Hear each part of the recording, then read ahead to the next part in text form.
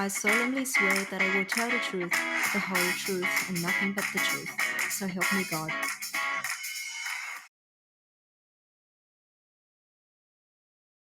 Hi, everybody. It's Ron from The Truth About Addiction. Welcome. We've got a beautiful guest here today, Lara D. My most attractive guest so far. Lara, Thank you. tell us your story, beautiful. Okay, so This is plenty. Actually, my early childhood was in Campsie in Sydney, and I grew up in a home where apparently my parents were Catholics, and I went to a Catholic primary school. My father was psychotic. I don't know how else to explain it, but he wasn't, for me, as from a young age, seeing my dad come up the driveway just filled me with fear and anxiety. Wow. Never knew what to expect. So, and I went to this Catholic school, and back then the nuns used to cane us. So just for being a little kid, I think the first time I got severely caned was just playing in the playground with another girl, and I lifted up her uniform and giggled, and I got caned from head to toe. And, we would do the Holy Communion and all that kind of stuff. And I just resented, I don't know, I just remember from that young age just resenting religion and just thinking this is all fucking bullshit. This is all a show, the whole family would come for those kind of things and then go back home, and it was just like the house of horrors. We had incidences where my dad actually chased my mum through the house with a fucking gun. And, us kids were hiding under the bed, and there was 5 of us, and, and my brothers had ran out because they ran after my mum, and me and my younger sister were left in the house. And, yeah, there was just a lot of fear and terror, growing up. And later on, we moved to Western Sydney, and when we moved to Western Sydney, I was 9 years old, and that's where I started to smoke cigarettes, learn to spit. I was a good spitter as a 9-year-old. And school for me was a place to it was like an outlet. I didn't go to school and think I want to learn. I went to school and I was like, I'm fucking angry. I'm angry and I'm sick of people telling me what to do. And because, I lived in a home where it was like walking on eggshells, and it was like there was always a problem and no one ever spoke about it. Like you'd be having dinner and next minute my dad would just smash a glass in my mum's face. It was like that. And then we'd all run to our rooms and, he'd take out his shit on all of us. And, he'd make us even watch beatings that he would do to my brothers. So, yeah, that part of my childhood in Western Sydney was just, I guess it's where I just started to act out my anger and my fear and my frustration. I just really, I don't know. I just thought it's all bullshit, we look like this family that are kind of together, but what's actually really going on inside is just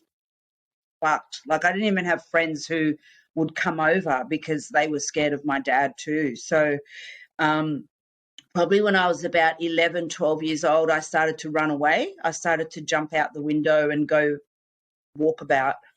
I actually felt safer walking through the night, through the bush, than being in my own house, because at least, I knew that, I don't know, it's like, what you got to look out for when you're out in the streets or in the bush walking, but when you're in your own home, you don't know because it's so unpredictable, when you think things are okay, they're fucking not. So anyway, I started doing that from a young age. And, around that time too, I was remembering this the other day, I used to babysit for these neighbours, and it's like you remember stuff when you're older and you think back and think, fuck, I was 12, I was babysitting for these bikers, and they'd leave me pounds of pot in their house, and I was babysitting 3 kids, and I was 12, and they were like, "Just help yourself." You're right. Okay. And I'm 12 years old looking after 3 children. But anyway, they're the kind of people I gravitated towards in my neighborhood. I had one friend who her parents owned a local garbage business. Like, they were quite wealthy. She lived on this big property. She had like little mini bikes, and she had horses. She even had a fucking baby goat that she fed with a fucking milk bottle, and her parents all sat down and had dinner. They invited me over for dinner, and we're all sitting there, everything's fine, and I felt so uncomfortable because I thought, why aren't they fighting? When's it going to blow up? When's this perfect little scene, not going to be perfect anymore? And I felt like really out of place. And that was probably the only normal friend I ever had. And, I distanced myself from her because it made me feel more, I don't know, it just made me more aware of like how fucked my life was, So it was easier being around other kids that were like me.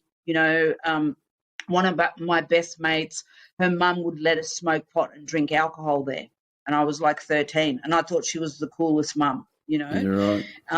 But what happened during that time too is I ended up getting, I got arrested. And I got charged, and it was my first charge, and it was uncontrollable. And that was because I was a runaway.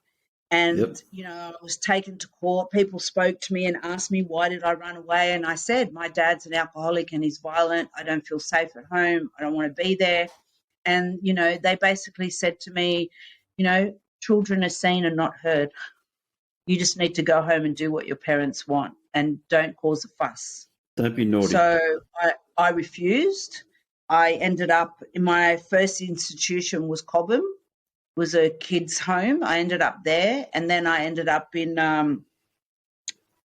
there's a place, I can't remember the name. Anyway, there was a place behind Cobham where it was for kids who were going to become state wards. Yes. I almost ended up being a fucking state ward, because the system put me in that institution.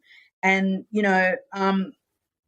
like, I've been in recovery a while now, but the process for me of things, me remembering things, it didn't all happen at once, So probably about 5 years, I remembered that I was sexually abused there. Wow. I'd blocked that out, So one of the workers had sexually abused me, and I was like 12. Are you still there, Ronnie? Yeah, Darryl. Yeah, you just keep talking, It sweetheart. says you're not. I can't see you. I'm here. Anyway, so, that happened to me, and like, those kind of things that happened to me really impacted my my view of the world, people in it, people with authority, people that were meant to look after me and keep me safe. Like, I just didn't believe in any of it. I just thought that you can trust no one and you tell no one anything, nothing about yourself, like especially things where other people hurt you. So you keep it to yourself. And, I kind of learned from that age too how to manipulate the system, like how to tell people what they wanted to hear, like, yeah, I'll go back home and I'll be a good girl and I won't run away. And, I did that for a little while. And then eventually, when I was 14, I lived in like a refuge. It was for young people in Hurstville. And my first boyfriend was I don't know how to describe him. He was like a redneck punk with tattoos everywhere and on his head. And he's fucking ugly as. Like, I look back now and I was like, oh my God, what the hell? I actually, he had a fucking mohawk and he had red hair and he was a fucking psycho, and my relationship with him was very, very abusive. I would go see my mum sometimes and I'd have a black eye or a fat lip and my mum would look at me like horrified. And I couldn't understand why she was worried. because it's like I grew up with that. I saw that stuff all the time. So I couldn't understand what the big deal was, you know. And all I really wanted to do was just, you know, take a lot of drugs, drink alcohol. You know, this place that I lived at, it was like a youth refuge, but a lot of people in the area used to come there, people who were drug addicts and criminals, you know. And, like, I was a criminal too, but not a big criminal. Like, I just stole everything, like, to survive, you know, my food, my clothes, you know, things that some maybe fences wanted so I could get money for drugs. But other people used to come to this place and, you know, they used to come there after they'd do a bust or after they'd stolen a car or, you know, after they'd done a drug deal. And, you know, for a little while there, I didn't touch heavy drugs, you know. I just smoked pot, I used a bit of speed, I drank alcohol. You know, I kind of saw myself as someone who, I don't know if I wanted to party, but I'd just be like, yeah, I'm just chilled, man. I'm off my head. Like, I was just kind of like that, you know. But anyway, these people that used to come there were using heroin. And, like, you know, at first I thought, nah, I don't do powders, you know, I'm not going to try that shit, you know. And I don't know, like, I'd watch them use heroin, you know, like go to sleep, vomit, go to sleep, vomit, and I think, what's the fucking big deal about this shit? Yeah. Well, and one day I put my arm out and I asked someone to shoot me up, and you know, I vomited and, you know, I went on the nod and stuff, but I thought, fuck, what have I been missing? You know, I thought, you know, this is the drug I've been looking for. This is what I've been looking for my whole life, because I feel nothing. I feel numb now. I don't fucking care. Like, anything that's happened, it's kind of washed away because I'm stuck, you know. And so obviously I became addicted, and this was when I was 15. So I continued to do my petty crime, which meant that I would go back into custody in juvie. And then by the time I was 18, I went to prison. And when I went to prison in Malawa at Silverwater, I was 18. And look, I didn't go in there and feel, oh, I'm in jail, like, I'm scared. I was like, fuck, who's got drugs? Yeah. Who do I know? There's got to be someone in here, you know? And that was all I cared about, like, to get drugs. And look, there was a time, you know, in the beginning where, like, there was some pretty shitty things I saw in there, you know, some pretty fucked up shit that women did to women in jail. And, you know, I was okay to be on my own, you know, like, I'd stood my own ground. Like, I wasn't going to be part of that kind of stuff, you know, that I didn't agree with, just to, you know, be part of the group. That wasn't the group I wanted to be with, you know. And I felt it was like, if I have to be by myself to be myself, I will still do that. But that quickly changed, you know, because I was to spend another probably 8 years in and out of jail. So, you know, so that meant being in and out of jail, being on the streets, you know, being in violent relationships, you know, being a fucking heroin addict, you know, being a heroin addict and being, I guess, treated like a gutter junkie, you know, like some of the shit I used to do, it was like, it was just really, you know, fucked up, like stuff I would do to rip people off to get money so I could get drugs. You know, I spent a lot of my using time around King's Cross. And, you know, when I was around King's Cross, there was still a lot of, like, strip joints open. There was still a lot of gang stuff going on. There were guns, you know, there was dirty coppers, you know, all that kind of shit going on. And, so I don't know, do you want me to talk a bit more about that time, or can I? What was your experience like? You're a young, pretty girl, right? I've known you a long time, right? You're a young, pretty girl. You hit King's Cross. you would have been fucking like fresh meat. So up there, it's like, okay, all the gangsters want you to be their girl. The only thing they're going to offer is heroin. Yeah. It's like, this is how I'm going to control her. Yeah, I didn't really get that experience because by the time I got there, I was already kind of like a good thief, and I had a lot of fences that I would thieve for. Like my partner at the time showed me the ropes, and then he went to jail, and I just did it on my own. Like I never I never attached myself to someone to look after me. Yeah. I don't know. I just I didn't, it just wasn't me, like there was a time when coke hit the cross and there was this real straight guy who was like he was some IT guy or some shit, but he started dealing coke and I found out, where he was and I found out how to make contact with him and I did. I guess I did manipulate him sexually just a little bit. And, he would leave me in his apartment and I'd be there with all the coke. That's how I got through that time, I guess. But even then, it was like I was surrounded with coke, but I wanted heroin. Yeah. And I would use coke like kind of against my will. Like I didn't even really want to use it, but I wanted to fucking use something, and there was a shitload of it around me. And I ended up stealing some of his things and, getting out of the apartment and going to the whole shop, so I cut that bridge with him by doing that. But at the time, like I didn't care, because I wanted smack. Yeah. And so, that was my main thing. But, I guess, as far as like, being young and up the cross, like I just learnt who to manipulate. I learnt who to fuck over and rip off if I wanted to. Yeah. There was some sleazy guys around and, there was this one guy who used to wear this big, thick gold chain and, he was talking to me in a laneway and trying to chat me up. I just fucking snatched his chain off his neck and bolted. Did a runner?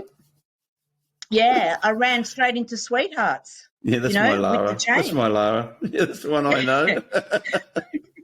And that's how I was, as a young person in the cross. I wasn't like, oh, look after me and give me your drugs and I'll suck your dick. Yeah. I was like, what do you got? Yeah. I'm going to fucking get it. I'll steal it all. Yeah, I'll steal it all. I'll steal it all and you can fuck off. You can suck your own dick. Yeah. Yeah, like that time at Sweethearts when I ran in there with the gold chain, it was funny too because so they had this back toilet and they had a hole in the wall. So whatever you want, you put the money through or whatever you had and then you'd get the That's heroin, when Billy Bayer had it and Peter Kay, Yep. Yeah, I put the chain through, they gave me the smack and I walked outside and there was this guy with the cops going, there she is. But the cops were fucking stupid too, Like, it's like they knew what was going on. These are just blueies. These aren't. They were getting paid, Yeah, they knew what was going on. Like they knew I was scoring in there and they're like, oh, look, can you just try and get his chain back for him and then we'll let it go. And I was like, yeah, sure, just wait over there. I'll be back. And I just took off. That's what I was like, For a little while there, I stood on the streets with the girls, but I looked for mugs who were drunk. Yeah. Who were really fucked. Yeah, so I could steal their wallets and steal their money. Yeah. That's smart. Yeah. I mean, look, I had some bad times. I had times where I was gang raped and taken in a car and other men jumped in. Like some fucking shit happened to me there too, But and that's the part a lot of people miss out on. The general public missed that point. I remember people used to go, oh, she was at work. Because, I lived up there myself for a lot of years. And a couple of times I had girlfriends who were working and then they'd get scotched, they'd get raped. And I'd go, you got to go to the coppers. And they go, I can't go to the coppers. The coppers don't care. And I used to be horrified. I'm a fucking career criminal. I'd be horrified. I'd say, get the cunt's number and I'll fucking I'll square up on them, I just find them and I'll get them, And a lot of people miss the point that some of the shit that happened to the girls was horrific and no one cared. No one. You go to St. Vinny's, they didn't care. You go to the fucking King's Cross police station, they didn't care. The only one that cares were the other crims. Yeah. You say, that mug there, he fucking done that. You go, oh, yeah, well, next time he comes up, we'll fucking pour out that cunt. We'll rob him and bash him, It's just horrific. You don't remember who these people are either. It's late at night. You jump into a car, you're fucking hanging out, and you just want to, and then this horror happens. Yeah. Like I just got thrown out on the street. Like when I walked back up the cross, I walked up to William Street, and I looked like I'd been thrown out of a car. And all I did was try and find someone who could fucking get on. Yeah, exactly. Now I really need a shot to get over what I just went through. Yeah, that's it. Yeah. I didn't think, where's the police? Let's call someone. Yeah. I actually felt like I deserved it. Yes, at that time, incredible. Because I was using and I was on the streets, like it's tax. A gun junkie, I deserve that as tax. Yeah, it's sad. and this one guy helped me out, and he tried to take advantage of me. Yeah, and it was just like, see, I can trust no one, mate. No one gives a fuck. It just, the more that shit kind of happened, the more it just kind of installed in me that kind of thinking to protect myself, and keep things to myself. And that's what it was like when I was a young person in the cross, and like I had a mate who used to shoot up in her neck. It was just fucking hectic. And like, because the coke came, in the late 80s. So everyone was mixing heroin and coke. So you'd get like stoned and then you'd get high, but everyone was hyper vigilant, fucking paranoid. It was just like, it was just madness, Like I had this boyfriend at the time and we were in this hotel room using, and he used to have really bad psychosis. And this is just an example of what I'm like to use with. And he goes, the cops are outside. They're surrounding the place, And he's like, there's nowhere to hide. And I said, hide in the wardrobe. So he got in the wardrobe and I looked around. There was no cops. And he's like, and then I just kept shooting up the heroin and coke. And he's like, are they still outside? And I go, yeah, they're still there. Still outside. Stay in there. You're fucking unbelievable. Like. I know. What I was using. I know. God love you. Yeah. So, I was like that on the streets. And then when I went to jail, I was just gravitating towards people who could get me drugs, who had contacts in there.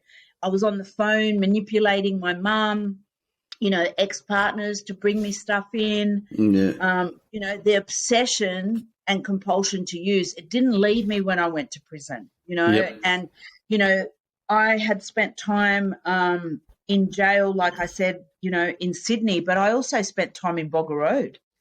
Okay. And that was like one of the worst times I had experienced in prison because one of my friends was stabbed to death right in front of me. And the person that did it was a known informer, and I just thought, look what like these cunts fucking running the jail because she stabbed someone in the back. Like all that kind of stuff too.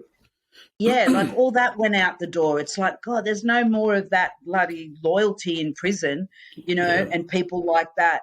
Staunch. Yeah, there's no more of that, So, like, that was really hard time to see that, and that jail at that time didn't have a segro. So they just had these cells at the end of the cell block. So there was a time where, some of us got some smacking and we had little cut down syringes and we got searched and like they couldn't find anything on us, but I was so fucking cheeky. They found one in my cell in the Vita Wheat packet, the cut down syringe. And I said, he's setting me up, the screw, like I own nothing. I go, no, he's fucking planted that, Yeah, of course. Look, there was even a time where I had day leave. I'm just giving you examples of how crazy I was. So there was another time where I had day leave, right? And I said to my mum, okay, the story is you're coming and we're going to go see Auntie Auntie Merrill, whatever, and I'm going there to get some of my clothes. So I've got clothes when I get released from prison. And my mum goes, yeah, all right. You know, she goes with it, right? And there's a screw with me, my mum, and, you know, we go to Auntie's house, and Auntie opens the door, and Auntie's a drag queen.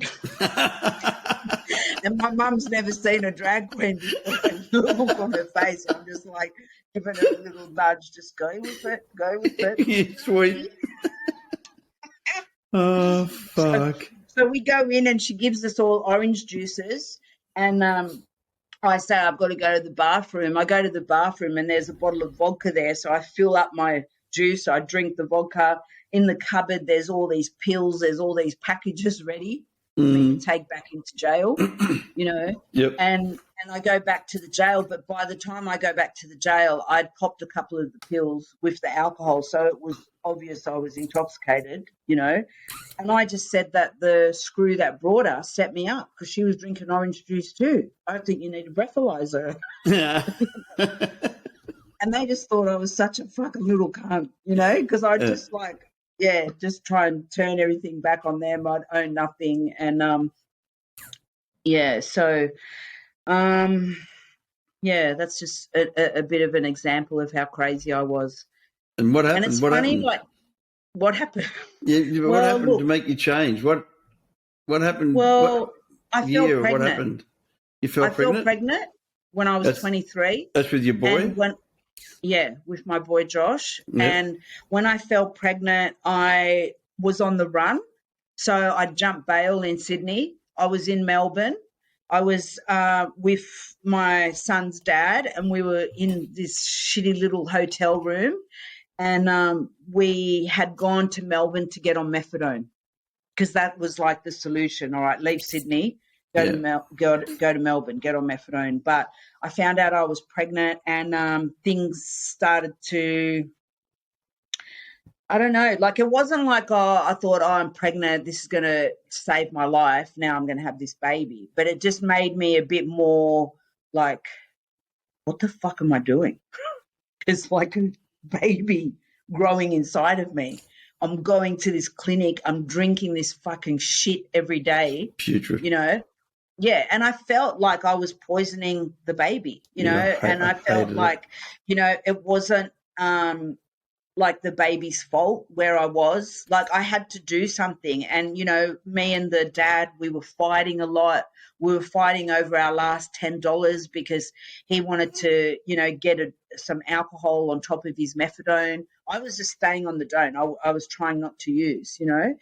And anyway, it just ended up really bad. Like I went to the clinic one day, and I think this is actually after I had Josh. Yeah, I went to the clinic and I had Josh. He was like 3 days old, and I had black eyes, fat lip. I'd been beaten, and the people at the clinic were like, we've had enough. Like, come in. And they closed the shutters, and they're like, you've got to call someone.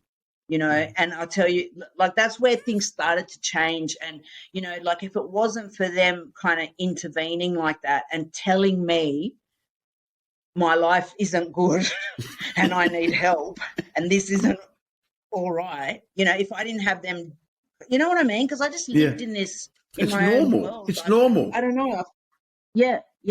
So that's where it started. So I left him. I went back to the Gold Coast where my mum was, but because I was always jumping bail and going to different states, I actually forgot that I was wanted on the Gold Coast. And they found out that I was at my mum's. So they came to my mum's one night, and, you know, the baby was asleep in the room, and I heard them knocking at the door, and I saw that it was the detectives, and I was already at the back fence at my mum's house on the Gold Coast. Like I was ready to do a runner. But I thought to myself, where the fuck am I going? Like, I'm going to leave my son here. I'm going to run off. Like, when is this going to fucking end? You know, like I was just tired of it, and I didn't want to abandon my son, you know. So I ended up joining a born-again Christian church. I don't know why I didn't think like, look, in those early days when I was in and out of prison and I was like, 18, 19, 20, 21, I was introduced to NA meetings because I went to rehabs and detoxes that I took off from, but I didn't even think to contact them. I thought I need something. So I looked through the phone book at my mum's on the Gold Coast and I saw this church group and I thought, oh, I need church. I was fucking mad. Anyway, and I went to this born-again Christian church. It was so funny because, they baptized me in a swimming pool. Beautiful. They talked in tongues, and so did I, because I wanted to be part of it, I felt the Holy Spirit because they did, and they told me I should. And I was like, yep, it's happening. It wasn't happening. I was just, mate, I was like on methadone. I was on the run, like I was wanted, and I was hanging out at this born-again Christian church, God love it. But I ended up telling one of the women at the church, I said, look, because I was feeling like a hypocrite. I was like, what am I fucking doing here? I don't belong here. I shouldn't really be here, Anyway, I told one of the women and she looked at me and she didn't look shocked or surprised or horrid or anything. No judgment. And she just looked at me and she said, you know what? I have faith that you'll do what you need to do and you'll be looked after. And I was like, what? I couldn't believe that someone believed in me, that believed that I could make the right decision, And what I ended up doing, and this wasn't anyone influencing me, I handed myself in. I called the police. I handed myself in and, fortunately I stayed out of jail for 6 months because I was breastfeeding and then I went to prison. I think I got 9 months, and then it was done. But in that time, like even though I knew I needed help, I knew things had to change and I had to stop running, I couldn't stop fucking using, Yeah. I went to prison and that obsession, compulsion to use was always with me. It was all I cared about, and I fucked it up so many times. Like I had a reputation in there because I was always, like it's obvious. You can tell the ones who are trying to get drugs and use drugs, they all hang around together, whatever. Scammers. Like, yeah. And, it got that bad that I couldn't even have contact visits. I had a box visit with my son. He was on the glass going, Mum, Mum, Mum, Mum. And I was just like, so full of shame, It was just like, fucking hell, what the fuck? It's like I'm waking up from this nightmare. There's a kid there. And all I'm thinking about is this is fucked that I'm on box visits because I can't get drugs. Yeah. Yeah. And, yeah. So, in that time, like I knew that when I got out, I needed to get away from his dad and that I needed to get off drugs. But you know what I did when I got out? Went straight to the dad and got back on drugs, because it's all I knew. Yeah. And eventually I found myself, we were back in Sydney. And at that time too, probably the last 4 years of my using, I was doing a lot of fraud. So at times I could have multiple IDs on me, and anyway, we got pulled over in the Cross and there was all this stolen property in the car and the police, found ID and they found bottles of medication with people's different names on it and whatever. And they said, who are you? And, for a minute there, like, my normal way to kind of respond to that would have been to give him a dodgy name, and go, oh, blah, blah, blah. But I had just got to the point where I was so fucking tired. I was so sick of it, because the thing is too, like with the fraud, it was me doing it. He was outside the bank with the kid and I'm the one doing all the work, and just looking at this picture thinking, this is wrong, and I'm sick of it. So anyway, I ended up telling the police my real name. I went into custody straight away because I had outstanding warrants. And, even though I was tired and I surrendered and I told him who I was and I went to jail, guess what? Used in jail. Obsession and compulsion.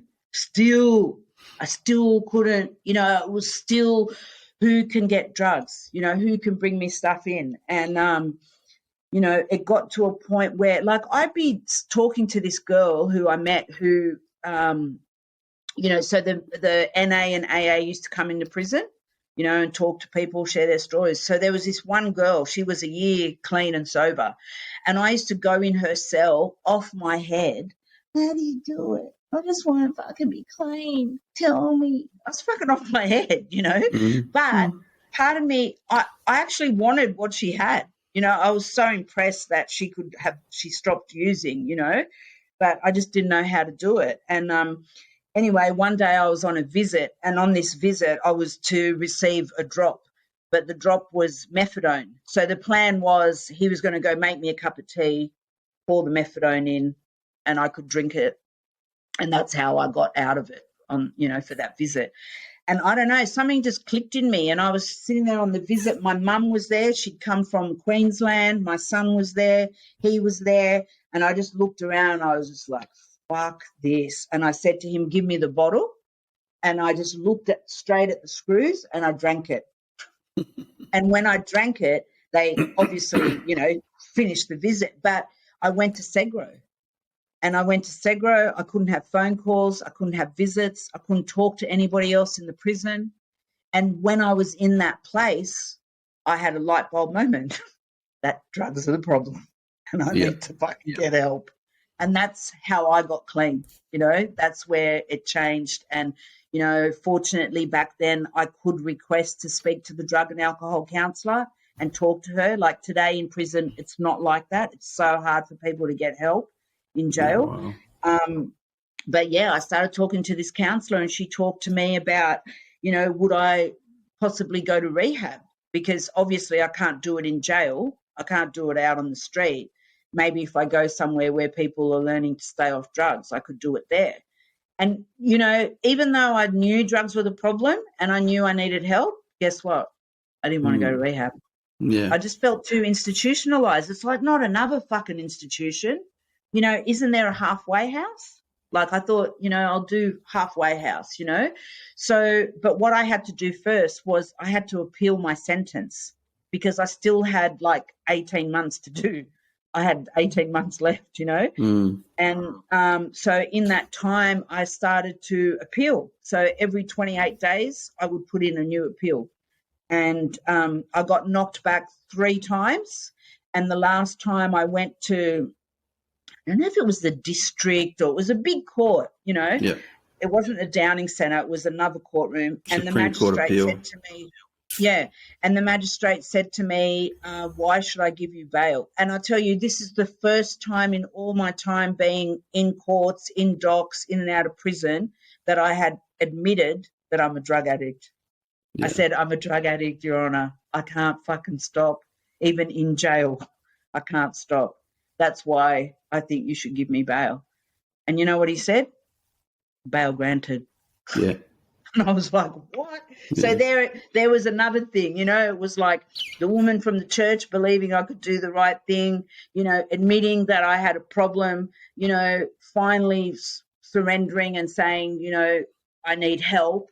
And I got it. He let me out. And I went to this halfway house. It was in Glebe. And while I was there, I got taken to NA meetings. And that's where, I started to get a real taste of like, I guess, that it's possible because, excuse me, these meetings that they took me to were in the middle of King's Cross, and I used to use in King's Cross. And I was like, what? Like up the street, there's, junkie Lara, and here I am in this meeting. There's like 200 people, and they're all, drug addicts that are clean. And I knew it was the truth too, because there was one guy there who had ripped me off once, in the cross with some fucking washing powder or some shit. And he was mad, hectic, crazy fucking junkie. And he was clean, He was 5 years clean. And I was like, fuck.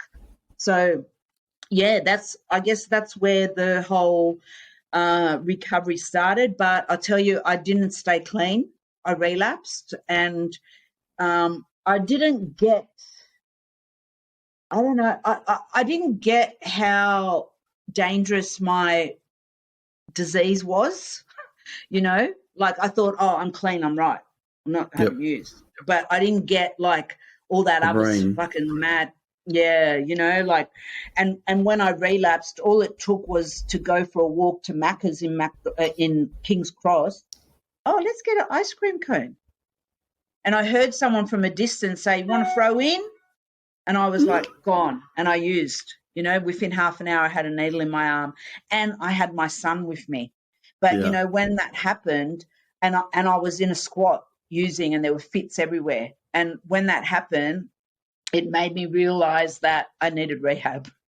I needed to get the fuck out of Sydney because I couldn't do it halfway. I couldn't do it having that much freedom, being in my own, in my old territory, you know. I needed to get out of Sydney for a while, and that's what I did. I left Sydney. I went to a rehab in Canberra, and I never finished that program because, like I said before, I'm institutionalized. Like if I stay too long in one place where I'm told when to eat, sleep, you know, shit, shower and talk, you know, I'm never going to take responsibility and do it for myself. So, you know, I left that rehab and, you know, the rest is kind of history. Like I haven't stayed clean, you know, consecutively since then, but for the past 27 years, I've been in recovery. You know, I went back to school. I got a diploma in community welfare. You know, it was really important for me to give back and help others.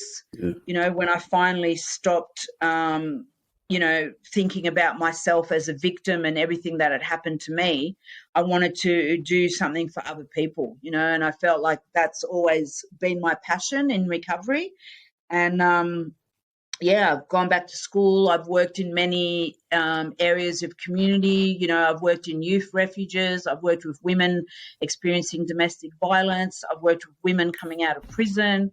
You know, I've even case managed asylum seekers. You know, I've got to experience what that's like to work with people that come from third world war-torn countries. And, you know, it's just really given me like so much to be grateful for in my life, you know, like it can always be worse, you know, that's what I've learned. Like your story, like whatever your story is, there's someone in the world that's having it fucking 10 times worse.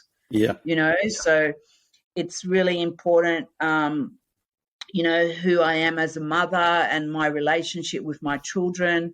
Like, unfortunately, my son that, like I'll always say that my son saved my life, you know, because if I didn't have him, I wouldn't have cared for myself. Yep. You know, I wouldn't have cared to have changed my life. But, you know, unfortunately, he has grown up to be a practicing addict who has also been in and out of institutions, you know, and he's currently in prison and he's 30.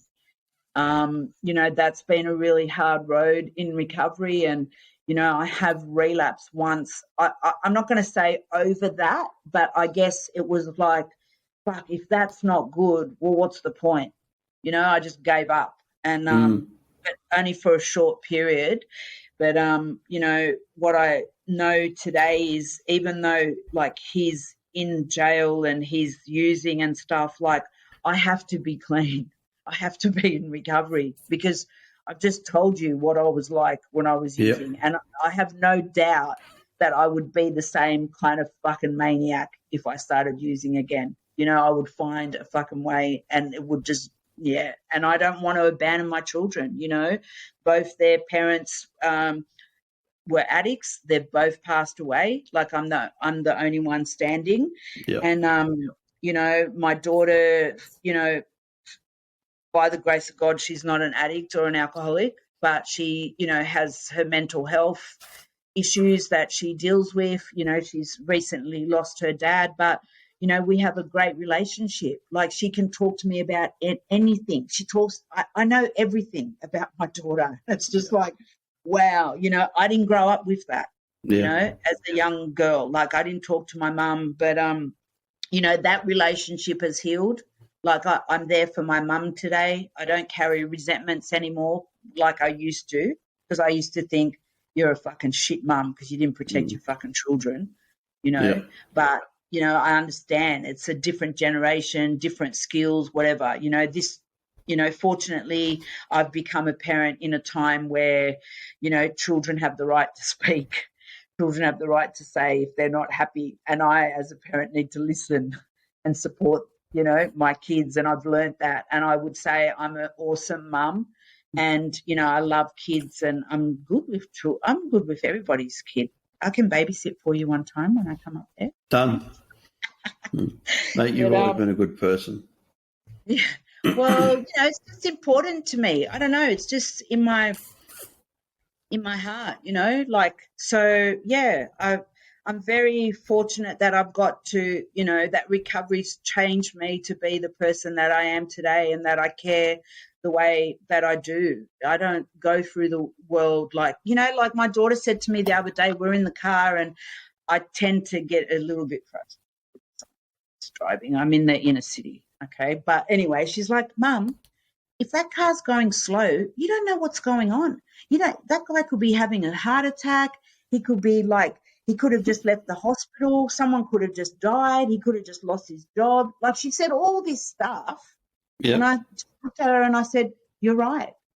Stop being so fucking adult. Yeah, but when I tell that to my friends, they say to me, but you know why she's like that? Because she's learned that from you. Exactly. You know, because that's how I try and be in the world, you know. So it's like, yeah, I'm just the person that I am today. And like, you know, I look for opportunities where I can help others and be of service. And, yeah, and that's why I guess I said yes to doing this because, you know, I don't really care that much about who knows. Like I don't feel shame anymore about my story and where I've come from. You know, and I guess for a while there I used to be a bit sensitive about it because when you work in community, you worry about who, you know, because just the judgment. Yeah, the judgment, and they think you're not the right person to be working in that role. But I think people from lived experience are the best people. How long have I known you now, Lara? 30 years. Yeah, it's a long time. It's a long time. And I still look the same, don't I? Look without the glasses. No, you do. I thought it was your sister, actually. Your younger sister. Yeah. No. You know what I mean? Like, I've known you 30 years. See, when you know someone for 30 years, there's no bullshit. There's no bullshit. There's too much history to have bullshit, you know what I mean? And that's why I wanted to have you on my podcast because I knew that you'd carry a message of honesty and truth. And your truth's beautiful. You know, if some girl says to me, oh, I'm going to Sydney and I need help, who could I contact? You'd be probably one of the first people to come to my head. Okay, contact Lara. And I'd take the call. Yeah. You know, you'd be probably the first person to come to my head. And I'd meet up with them. Yeah, and I'd say, fucking no, go and see her because she's reliable, she's dependable, she's trustworthy, she's honest. You know, and that's what we can do. And you'd have her back, yeah. And you're a good friend. You know what I mean? You've always been a good mate to me. We've always been fucking mates. It's been a long time, 30 years. How many people are friends from 30 years ago using? Fucking None. Zero. How many mates are 30 years from the Nick? Zero. Yeah. You know what I mean? Unless they're either dead or they're walking around like fucking zombies. Zombies on fucking 160 mil a dome and fucking or doing life flagons never to be released. No. You're a treasure, mate. You are. You're a national treasure. I really, really love you, mate, and I thank you very much for coming on the podcast with me. Thank you so much for asking me. It's been fun, mate. Look, you know, as I said, you know, my door's always open, darling, you know, and, you know, I'm very proud of you. I've known you since you were a young girl. You were. When I met you, you was a very young girl, you know, you were just a fucking kid. You used to laugh how fucking mad you were, but you know, none of us were the full quid. But I'm still mad now, and I like my madness because it's a happy madness. Well, I don't want you to change. No. You know, like all of us, just because we get clean doesn't mean we change. And just because we use doesn't mean that we're fucking evil either. And that's what my podcasts are about. We weren't born with horns and tails. We weren't born lying, thieving, cheats. It took years of practice to get like that. Yeah. You know what I mean? Yeah, and your environment sometimes shapes you in that way. 100%. That you grow up and you don't trust people and you feel and you're scared in the world and you look after yourself. Your story and you with do your the best you dad. can to survive. Your story with your dad is exactly the same as mine. I'd hear his car pull up, and I wouldn't know who was going to walk in the door. I didn't know if I was going to get a kiss or a kick. Yeah. I didn't know. Yeah. I didn't know what Yeah. psychopath was walking through the fucking door. I didn't know if my mum was going to get bashed or if I was going to get bashed. You know? I just didn't know. And that's a horrible thing for a child to grow up not knowing if you're going to be fucking beaten or loved. And even if you got loved, 5 seconds later you could be getting slapped. Yeah. But then you try and keep yourself safe by getting out of that environment, and they fucking lock you up and charge you. Yeah. You know?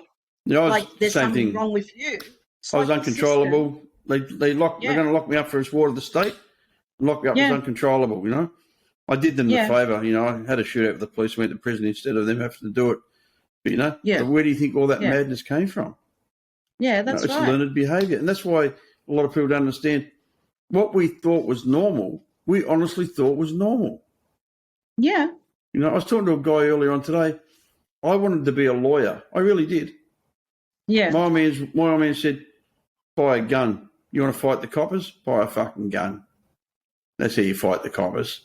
You know, I would have been a great lawyer because I would have really been fucking, you know, devoted to my clients. I would have really fucking worked hard on it, you know. It's a shame that I've got too old. Otherwise, I'd go back to law. I'd go to school now because I'm smart enough to be a lawyer. It's really funny. You get clean, you realise you're not the dumb prick that you were told you were. You're not the no-hope that you were told you were. You weren't, you know. Yeah. I'm an incredibly intelligent, fucking successful human being. Yeah. But the best thing I am is I'm a good dad and I'm a good husband and I'm a good friend. That's the greatest gift I've been given. Yeah. Loyalty, love, and understanding and forgiveness. You know? And I love you, mate. I'm really, really, really happy that you came on with us. And, you know, I'm sure you're going to touch a lot of styles. I really am, you know? No worries. I solemnly swear that I will tell the truth, the whole truth, and nothing but the truth. So help me God.